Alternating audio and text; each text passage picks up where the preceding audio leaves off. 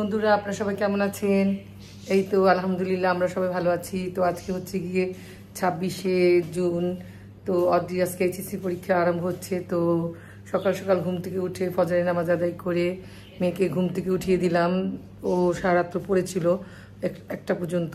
তো বললাম যে এখন ঘুমিয়ে পড়ো, আবার সকাল সকাল তোমাকে ডেকে দেবো। তো সকাল সকাল ডেকে দিয়েছি। ও নামাজ আদায় করে ফজরের তারপর এখন আবার একটু পড়তে বসেছে। রিভিশন দেওয়া হয়ে গেছে, তা জাস্ট একটু চোখ বোলাচ্ছে। তো আমরা রেডি হয়ে গেছি, অদ্রির বাবা আমি যাবো ওর সাথে। তো আজকে আমি একটা নতুন আউটফিট পরেছি। এটা আমি এই রোজাতে নিয়েছিলাম, একবারও পরা হয়নি। আরঙ্গের ড্রেসটা খুবই সুন্দর। তো ভাবলাম আজকে মেয়ের এইচএসসি পরীক্ষা, তো একটা স্মরণীয় দিন, তো একটা ভালো পোশাক পরতেই হয়। তো পরে নিলাম। তো এখন যাবো ওকে নিয়ে। তো ওর সিট পড়েছে হচ্ছে গিয়ে বেলি রোড। ও বিকারুন্নেসা নুন স্কুল অ্যান্ড কলেজের স্টুডেন্ট।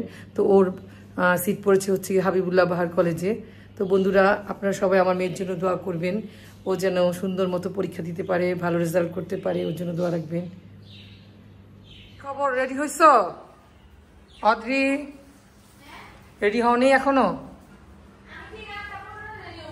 8টা বেজে গেছে। আমরা একটু তাড়াতাড়ি বেরোবো, যেহেতু আমরা ওল্ড টাউন থাকি, জানোই তো। আজকে সারা ঢাকা শহরে স্টুডেন্টের পরীক্ষা দিতে পারে, সারা বাংলাদেশের পরীক্ষা। একটু আগে ভাগে না বেরোলে হবে না। তো এখন ঘড়িতে বাজে একদম কাটায় 8টা। এই যে 8টা বাজে, তুমি এখনো রেডি হওনি। আমরা রেডি হয়ে গেছি কখন। রেডি হও।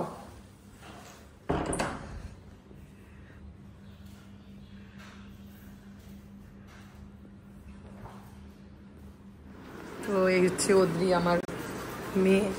ও আজকে এসএসসি পরীক্ষা। অদ্রি সবার কাছে বিদায় নাও, দোয়া চাও।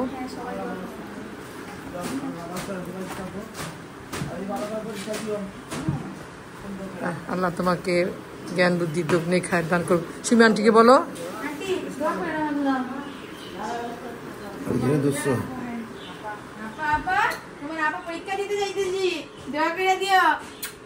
ভালো পড়াশোনা করে পাস করে তোমাকে বড় করতে হবে আমার আপা। আজকে মাইদুর করবো না ওকে আমি। কেন মারবি? ছোট মানুষ। থাকো তুমি। বাবা আজকে স্টুডেন্ট সেজেছে, আপনারা দেখেন। না ছাতি নেইনি, না আমার ছাতির প্রয়োজন নেই। ছাতি নিয়ে আমি ঘুরতে পারবো না। এই হচ্ছে আমার টুনটুনি পাখি, মাশাআল্লাহ। পরীক্ষা দিচ্ছে, ইন্টারমিডিয়েট ফাইনাল। হ্যাঁ, বাতাসে কিন্তু ঠাস করে লাগে। গুটুস গুটুস গুটুস, বিসমিল্লাহ করে আসো। আসো আসো। বোন জমের মুখে যাচ্ছে। এসব কথা বলে না। কি কস না কস অদ্রি এগুলি? আর ওই যে পরীক্ষার হলে কোনো টিচারের সাথে কোনো রকম জন্য ওটা প্রবলেম। আমি আমার এন্টায়ার লাইফে কোনোদিন কোনো টিচার আমার প্রশ্ন বা খাতা নেয়নি, এরকম কোনো রেকর্ড হয়নি আমার লাইফে। হোপসও হবে না। না তুমি ক্লিয়ার থাকবা। বেড়ে গেছে। মন্টুপাতির সিট কোথায় পড়ছে? শাইন কলেজে না, আইডিয়াল কোথায় পড়ছে তাহলে?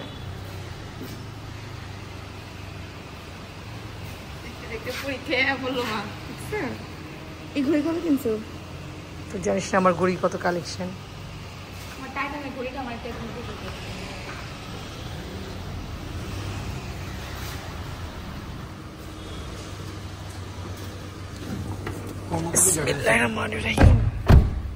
সাথীটা কই? জাতিটা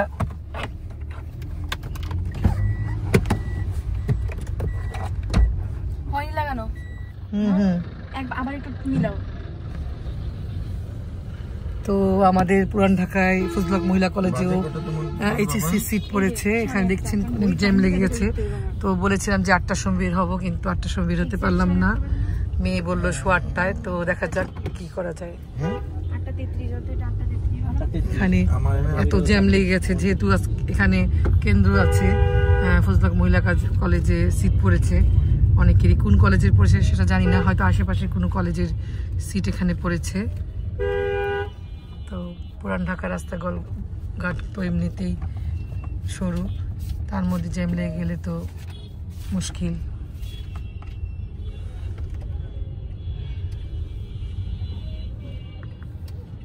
তো গাড়ির মধ্যে অদ্রির সাথে আমরা টুকটাক কথা বলছিলাম। অদ্রি তার প্রিপারেশন সম্বন্ধে বলছিল ওর বাবার কাছে যে মোটামুটিভাবে তার প্রিপারেশন আলহামদুলিল্লাহ ডান। তো যাই হোক, মেয়েকে ওর বাবা পরামর্শ দিচ্ছিল যে ঠিকমতো বানাম টানাম দেখে লিখবা, যেহেতু বাংলা পরীক্ষা বানাম এগুলো সুন্দর মতো করে দিতে হয়। তো অদ্রি তো বাবার সাথে কথা বলছিল, আমিও বলছিলাম যে ঠিকমতো লেখাগুলো পরীক্ষা দিকে কিন্তু টেনশন লাগেনি।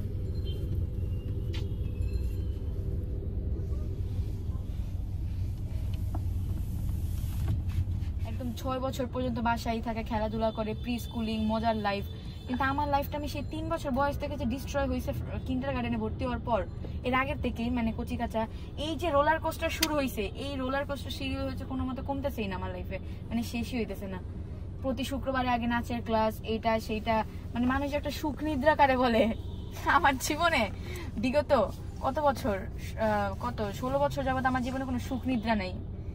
এটাই আর কি, আমি খুবই প্যাথেটিক।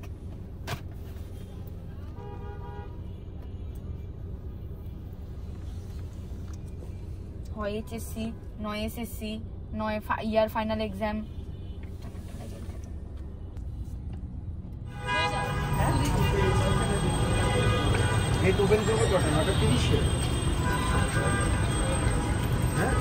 হ্যাঁ হ্যাঁ হ্যাঁ, 9:30।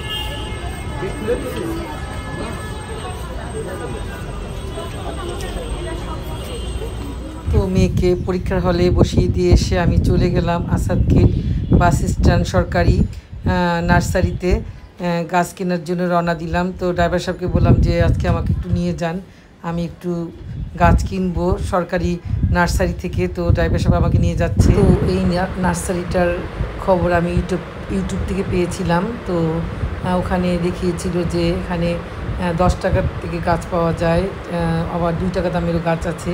তো যাই হোক, দেখা যাক যে দেখি কীরকম কতটা মূল্যের গাছ পাওয়া যায়, সেটাই দেখার বিষয়। তো যাচ্ছি, আকাশটা মেঘলা ছিল কিন্তু অসম্ভব গরম ছিল, গাড়িতে এসিতেও কুলার ছিল না, এমন ঘামছিলাম আমি যে বলার মতো না। আমি আসাদ গেট সরকারি হর্টিকালচার সেন্টার ফলবীথি আসাদ গেট ঢাকা চলে এসেছি, এখানে গাছ কিনবো। তো এই যে, তো আমার অনেক দিনের ইচ্ছে ছিল এখান থেকে আমি কিছু গাছ কিনবো। তো আসলাম নার্সারিটা এখন ভিজিট করব, তারপর দেন আমি গাছ কিনবো এখান থেকে। হচ্ছে নার্সারিটার ভিউ, এই যে। তো ইউটিউবে যেভাবে দেখলাম যে এখানে 10 টাকার থেকে গাছ পাওয়া যায়, তো দেখা যাক 10 টাকার গাছ কোনগুলো, সেগুলো দেখি। তো মোটামুটি আছে আর কি।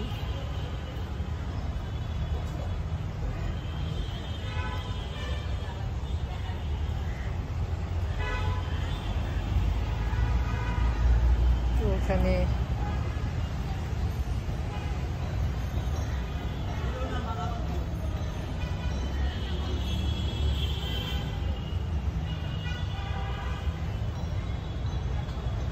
তবে এটা ঠিক, বাইরের তুলনায় সরকারি নার্সারিতে গাছের দাম অনেক কম।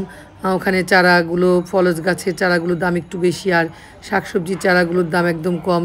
বেগুনের চারা হচ্ছে 2 টাকা, চিচিঙ্গার চারাগুলো 10 টাকা, আর যেগুলো কলমের চারা সেগুলো 50 টাকা। তো এখান থেকে গাছ কিনে আমার কাছে খুব ভালো লেগেছে, আমি অনেক কটা গাছ কিনেছি। আর ওখানে কাঠগোলাপের চারা ছিল মাত্র 100 টাকা। তো যাই হোক, আজকে মোটামুটি গাছ কিনে আমি অনেক খুশি হয়েছি, 420 টাকা অনেক গাছ পেয়েছি। তো বন্ধুরা, আমার এই ভিডিওটি যদি আপনাদের কাছে ভালো লেগে থাকে তাহলে অবশ্যই আমার চ্যানেলটাকে লাইক, শেয়ার, কমেন্টস, সাবস্ক্রাইব করতে ভুলবেন না। বাই বাই, আল্লাহ।